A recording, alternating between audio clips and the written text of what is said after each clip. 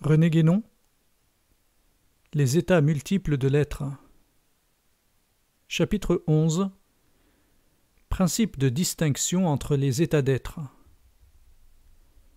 Jusqu'ici, en ce qui concerne plus spécialement l'être humain, nous avons considéré surtout l'extension de la possibilité individuelle, qui seule constitue d'ailleurs l'état proprement humain.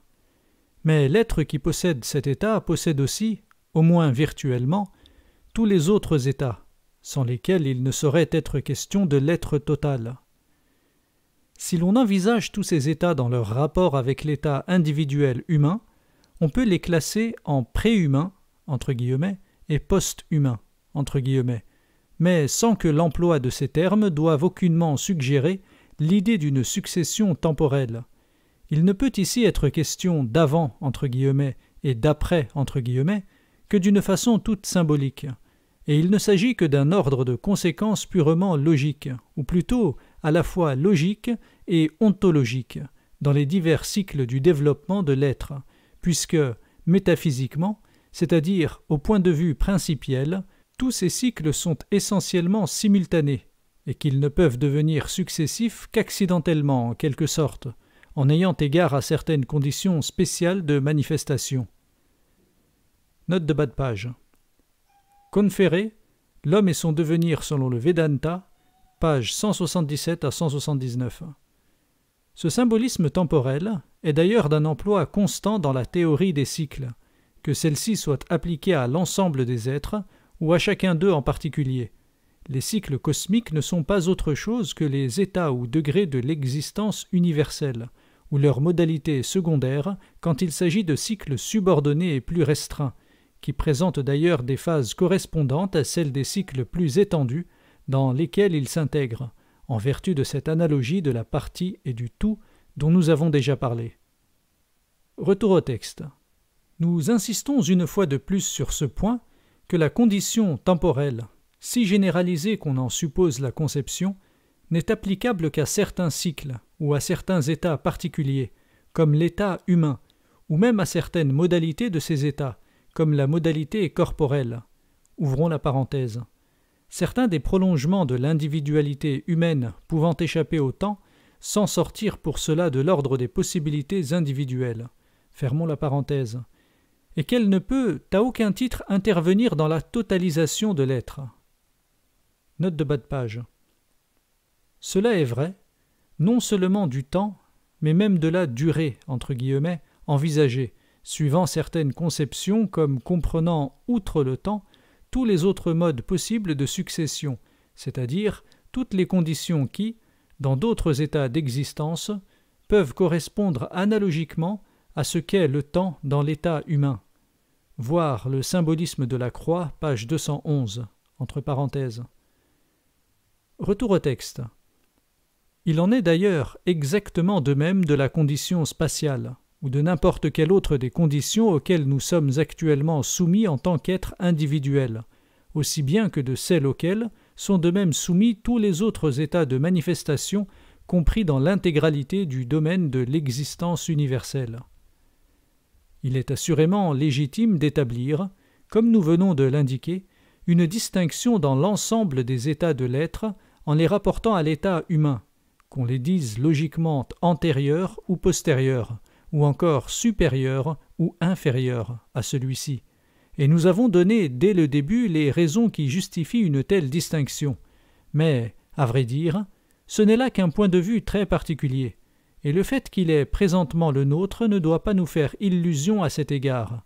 Aussi, dans tous les cas où il n'est pas indispensable de se placer à ce point de vue, il vaut mieux recourir à un principe de distinction qui soit d'un ordre plus général et qui présente un caractère plus fondamental, sans oublier jamais, d'ailleurs, que toute distinction est forcément quelque chose de contingent. La distinction la plus principielle de toutes, si l'on peut dire, et celle qui est susceptible de l'application la plus universelle, est celle des états de manifestation et des états de non-manifestation, que nous avons effectivement posés avant tout autre, dès le commencement de la présente étude, parce qu'elle est d'une importance capitale pour tout l'ensemble de la théorie des états multiples.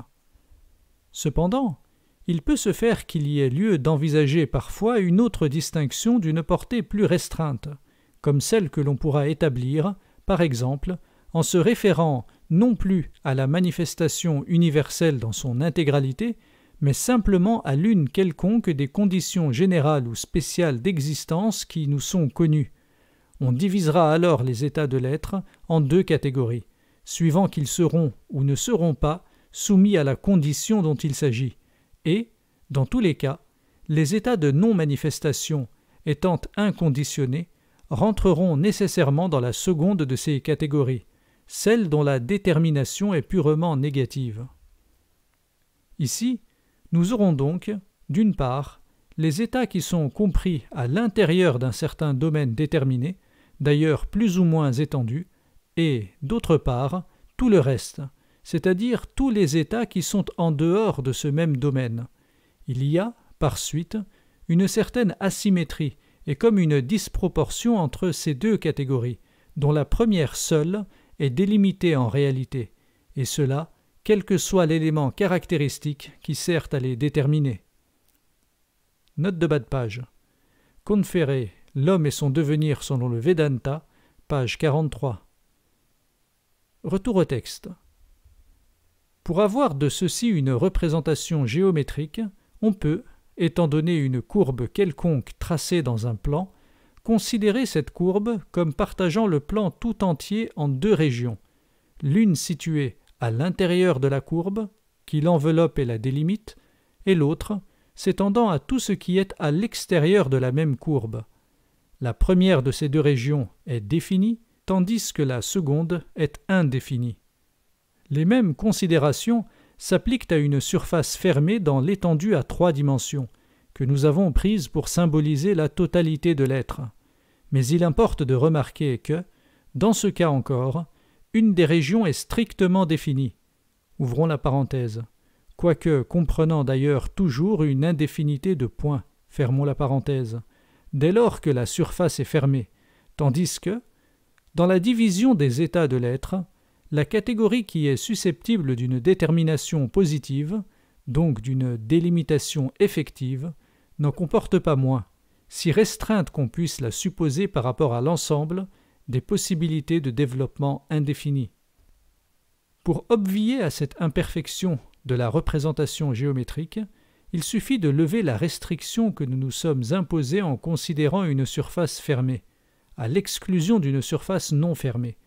En allant jusqu'aux confins de l'indéfini, en effet, une ligne ou une surface, quelle qu'elle soit, est toujours réductible à une courbe ou à une surface fermée, de sorte qu'on peut dire qu'elle partage le plan ou l'étendue en deux régions, qui peuvent alors être l'une et l'autre indéfinies en extension, et dont cependant une seule, comme précédemment, est conditionnée par une détermination positive résultant des propriétés de la courbe ou de la surface considérée. Note de bas de page. C'est ainsi, par exemple, que la droite est réductible à une circonférence et le plan à une sphère, comme limite de l'une et de l'autre quand leurs rayons sont supposés croître indéfiniment. Retour au texte. Dans le cas où l'on établit une distinction en rapportant l'ensemble des états à l'un quelconque d'entre eux, que ce soit l'état humain ou tout autre, le principe déterminant est d'un ordre différent de celui que nous venons d'indiquer, car il ne peut plus se ramener purement et simplement à l'affirmation et à la négation d'une certaine condition. Note de bas de page. Il est d'ailleurs bien entendu que c'est la négation d'une condition, c'est-à-dire d'une détermination ou d'une limitation, qui a un caractère de positivité au point de vue de la réalité absolue, ainsi que nous l'avons expliqué à propos de l'emploi des termes de forme négative. Retour au texte. Géométriquement, il faut alors considérer l'étendue comme partagée en deux par le plan qui représente l'état pris pour base ou pour terme de comparaison. Ce qui est situé de part et d'autre de ce plan correspond effectivement aux deux catégories qu'on est ainsi amené à envisager, et qui présentent alors une sorte de symétrie ou d'équivalence qu'elle n'avait pas dans le cas précédent. Cette distinction est celle que nous avons exposée ailleurs, sous sa forme la plus générale, à propos de la théorie hindoue des 3 gunas. Le plan qui sert de base est indéterminé en principe, et il peut être celui qui représente un état conditionné quelconque, de sorte que ce n'est que secondairement qu'on le détermine comme représentant l'état humain, lorsqu'on veut se placer au point de vue de cet état spécial. Note de bas de page. Le symbolisme de la croix, chapitre 5. Retour au texte. D'autre part, il peut y avoir avantage, particulièrement pour faciliter les applications correctes de l'analogie, à étendre cette dernière représentation à tous les cas, même à ceux auxquels elle ne semble pas convenir directement d'après les considérations précédentes. Pour obtenir ce résultat, il n'y a évidemment qu'à figurer comme un plan de base ce par quoi on détermine la distinction qu'on établit, quel qu'en soit le principe. La partie de l'étendue qui est située au-dessous de ce plan pourra représenter ce qui est soumis à la détermination considérée, et celle qui est située au-dessus représentera alors ce qui n'est pas soumis à cette même détermination. Le seul inconvénient d'une telle représentation est que les 2 régions de l'étendue semblent y être également indéfinies, et de la même façon. Mais on peut détruire cette symétrie en regardant leur plan de séparation comme la limite d'une sphère dont le centre est indéfiniment éloigné suivant la direction descendante, ce qui nous ramène en réalité au premier mode de représentation, car ce n'est là qu'un cas particulier de cette réduction à une surface fermée à laquelle nous faisions allusion tout à l'heure. En somme, il suffit de prendre garde que l'apparence de symétrie, en pareil cas, n'est due qu'à une certaine imperfection du symbole employé, et, d'ailleurs, on peut toujours passer d'une représentation à une autre lorsqu'on y trouve une commodité plus grande ou quelque avantage d'un autre ordre, puisque, en raison même de cette imperfection inévitable par la nature des choses comme nous avons eu souvent l'occasion de le faire remarquer, une seule représentation est généralement insuffisante pour rendre intégralement, ou du moins sous réserve que celle de l'inexprimable, entre parenthèses, une conception de l'ordre de celle dont il s'agit ici. Bien que, d'une façon ou d'une autre, on divise les états d'être en 2 catégories, il va de soi qu'il n'y a là aucune trace d'un dualisme quelconque, car cette division se fait au moyen d'un principe unique, tel qu'une certaine condition d'existence, et il n'y a ainsi en réalité qu'une seule détermination, qui est envisagée à la fois positivement et négativement. D'ailleurs, pour rejeter tout soupçon de dualisme, si injustifié qu'il soit, il suffit de faire observer que toutes ces distinctions, loin d'être irréductibles, n'existent que du point de vue tout relatif où elles sont établies, et que même elles n'acquièrent cette existence contingente, la seule dont elles soient susceptibles, que dans la mesure où nous la leur donnons nous-mêmes par notre conception. Le point de vue de la manifestation tout entière, bien qu'évidemment plus universel que les autres, est encore tout relatif comme eux, puisque la manifestation elle-même est purement contingente. Ceci s'applique donc même à la distinction que nous avons considérée comme la plus fondamentale et la plus proche de l'ordre principiel, celle des états de manifestation et des états de non-manifestation, comme nous avons d'ailleurs eu soin de l'indiquer déjà en parlant de l'être et du non-être.